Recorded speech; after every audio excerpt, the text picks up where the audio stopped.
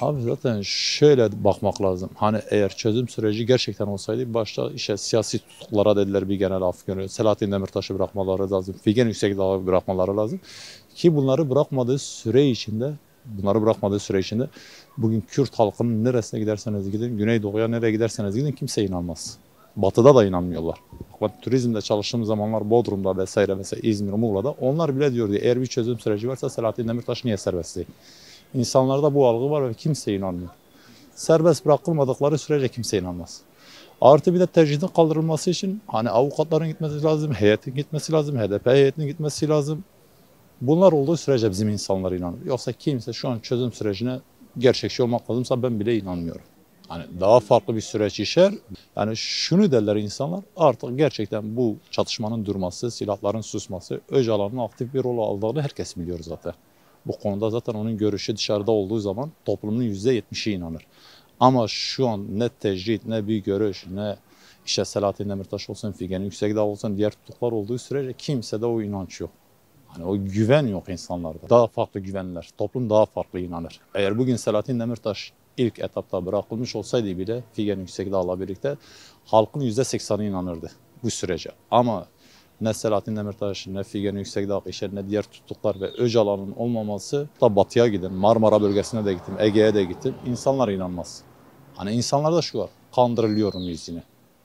Eğer böyle bir süreç varsa neden bırakılmıyor? Arada bir yıl geçiyor. Sizin dediğiniz gibi bir yıl geçmesine rağmen neden bir siyasi tutuklu bırakılmadı veya neden Öcalan örneğin haftada bir ne bileyim yani bir mektubu okunabilirdi abi. Veya dışarıda olsaydı daha farklı olurdu. İşte ev hapsinde, Umut ev hapsinde yaralanmış olsaydı, ev hapsinde olsaydı emin oluyorum yani ben kendi fikrimi söyleyeyim toplumun %80'i inanırdı bu sürece. Ya hükümete çağrımız şudur. Eğer gerçekten ortada bir çözüm süreci varsa, silahlar susacaksa, anneler ağlamayacaksa, gözyaşı dinecekse, acı olmayacaksa başta tecritin kaldırılması ev hapsi, sonra geri kalan tutukların, siyasi HDP'lilerin serbest bırakılması ve bu işin ortak çözümü de bu olur. Hem Türk toplumunda hem Kürt toplumunda. İnsanların ortak beklentisi bu.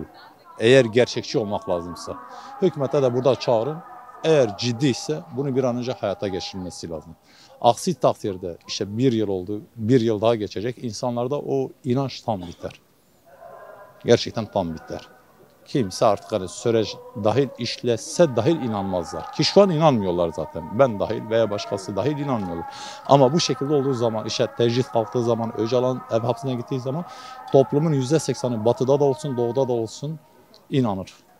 Burada çağrım budur hükümete. Bir an önce hayata geçirsin.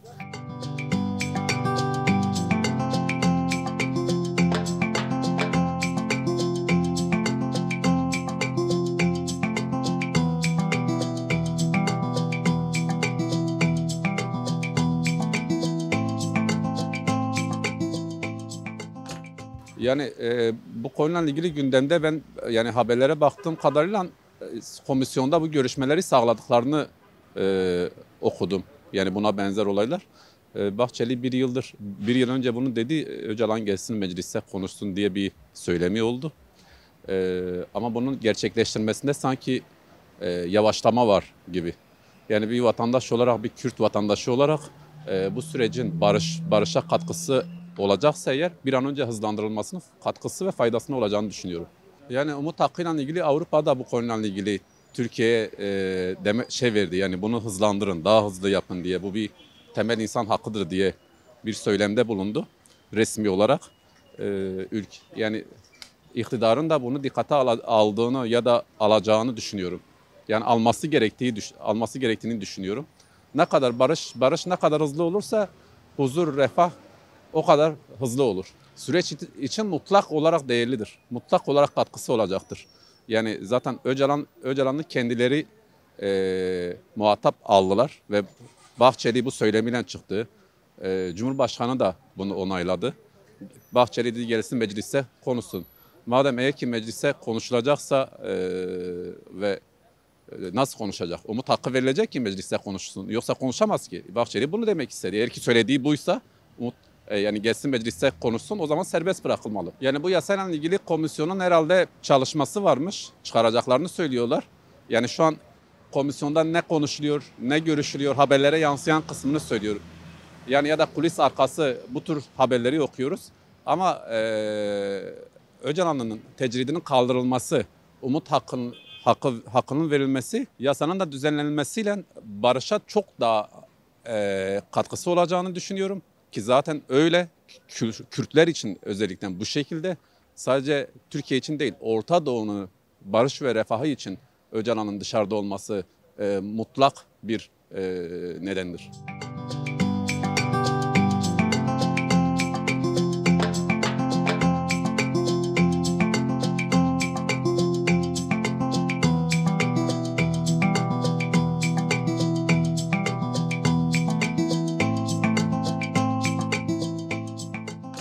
Tahminime göre öyle devam edecek. Söz verip de yerine getirmeden devam edecek. Ama yerine getirirse her iki taraf için de daha iyi olabileceğini düşünüyorum ben. En azından iki taraftan da ikisi de can sonuçta. İkisinden de canın gitmesini istiyoruz. Yani daha iyi olabilir aslında. Daha iyi olur. Yani en azından umut hakkı sözde bir söz verilmiş sonuçta. Yani her konuda olsun, hangi konu olursa olsun fark etmeksizin yani sonuçta bir söz verildiyse yerine getirilip yapılması daha mantıklı olur. Daha doğru kararlar, daha doğru sonuçlara yol açar. Yani bu süreç de bitsin. Dediğiniz gibi umut hakkı yerine getirilirse en azından daha çabuk sonuçlar elde edilebilir. Ülkemiz adına da daha iyi olur. Yani sadece bu konuda değil, herhangi bir konuda verilen bir söz varsa yerine getirilmesi en doğru karar olur.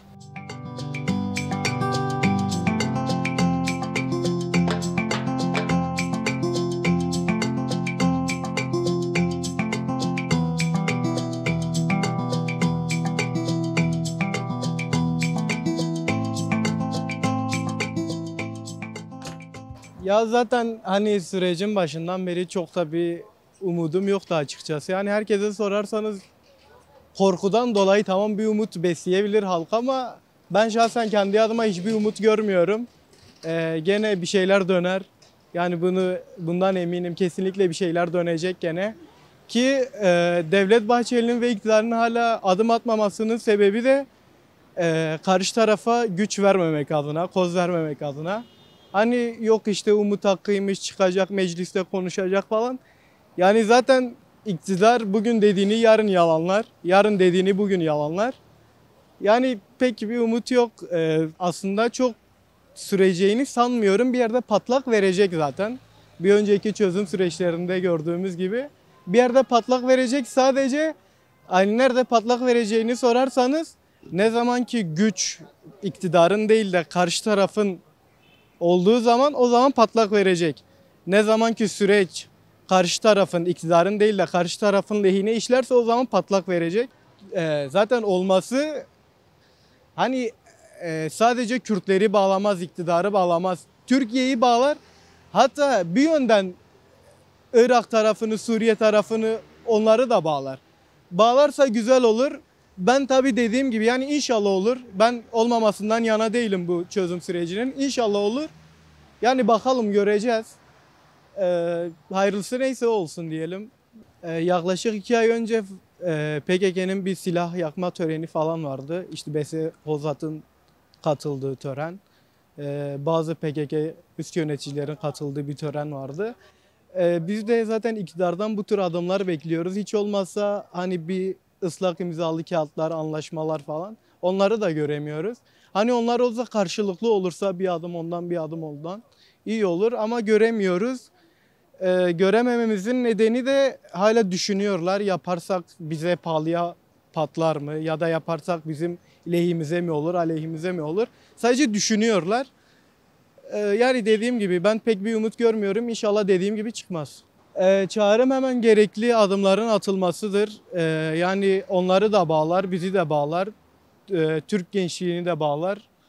Halkların kardeşliği adına yani hemen adımların atılması lazım. Çünkü yani ki hangi gence sorarsan buradan geçen %90'ı ülkeden pek bir umut görmüyor, ışık görmüyor.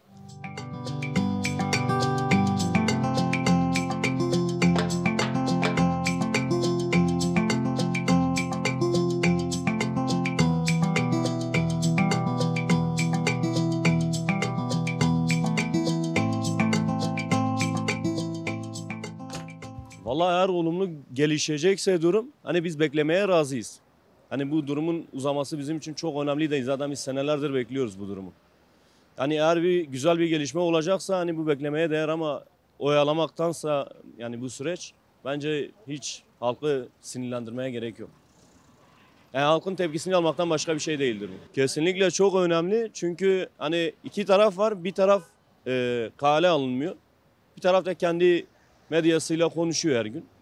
Yani bence iki tarafın da oturulup böyle ciddi alınması gerekiyor. Sürecin ancak böyle düzgün bir zemine oturması buna bağlı bence. Çok önemli çünkü Öcalan'ın mesela bazıları onu terörist başı olarak görüyor olabilir ama birçok insan da onun arkasında mesela onu özgürlüğüne kavuşması için destekliyor. Yani milyonlarca insan. Bu az bir şey değil.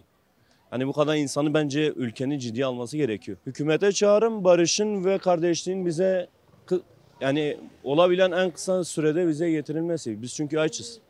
Barışa açız. Savaşa tokuz. Yani yeter artık bu oyalama süreçlerinden bence vazgeçsinler.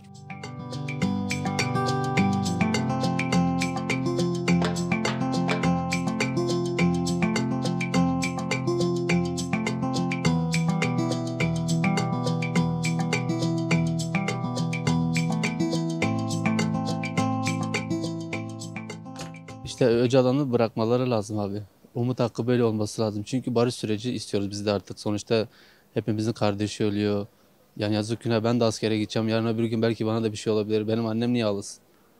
Onların annesi ağlamıyorsa benim annem niye ağlasın? Umut olsun ki hepimiz birlikte beraberlik, kardeşlik olarak burada yaşayalım. Kimse biz hain olarak görmüyoruz. Abi bizi hain olarak görüyorlar eyvallah ama biz kimseyi hain olarak görmüyoruz.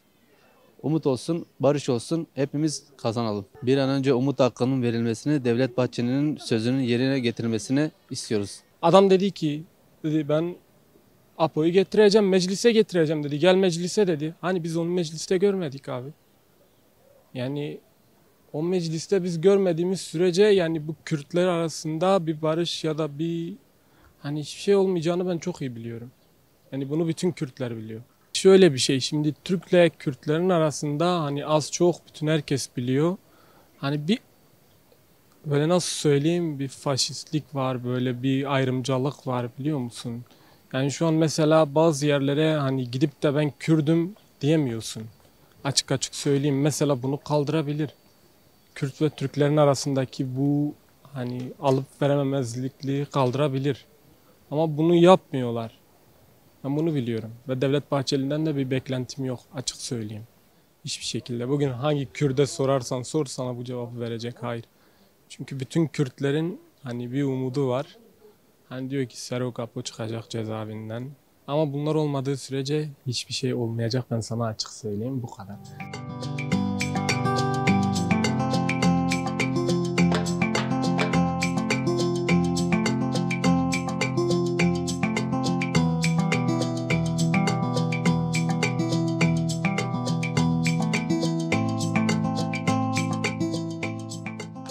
Yani gerektiği zaman gerektiği yere zaten ulaşabileceğini düşünüyorum ama ondan çok biraz da siyasi tutsaklar için umut olabilir. Sonuçta sadece o tecrit altında değil, bir sürü siyasi tutsak var aynı durumda olan. Onun tecritinin kaldırılması siyasi tutsaklar için de bir umut olabilir. Aileleri için de olumlu bir gelişme olur. Verilen sözler yerine getirilmezse önceki seferlerdeki gibi yine bir yerde patlak verir. Umarım bu sefer öyle olmaz. Gerekli yerler zaten gerekli çağrıları yapıyor. Bizim de halk olarak beklentimiz en kısa sürede bu sürecin olumlu bir şekilde çözüme kavuşması. Ya Türkiye devleti genelde böyle oluyor. Hani verdiği sözler bir arkada kalıyor. Bu tarihler bellidir böyle. Ya sözün doğruluğu bu konuda önemli değil. Bir söz verildiyse tabii ki yerine getirilmesi gerekli. Önemli olan sözün iyi veya kötü olması değil, sözü veren kişinin bu sözü yerine getirip getirmemesi. Bu yüzden bir söz verdiyse yerine getirilmesi gerektiğini düşünüyorum. Aslında bu çok yönden bakılacak bir olay. Hani sürecin nasıl ilerleyeceğini biz şimdi kestiremeyiz. Sonuçta herkes kendi kendine konuşuyor. Hani bunun iyi bir şey mi kötü bir şey mi olacağını biz şimdi karar veremeyiz. Çıktıktan sonra karar veririz ve bir söz verildiyse bunun yerine getirilmesi gerektiğini düşünüyorum. İşte sözü yerine getirince doğru mu yanlış mı olduğunu anlayacağız zaten. Bence sözünüzü yerine getirmeniz lazım çünkü sonuçta Kürtlere de olan bir haksızlık var burada. Batı tarafı bunu pek görmüyor ama Kürtlere yapılan bir haksızlık var Batı tarafında ve bunun biraz daha doğrulaştırılmasını istiyorum.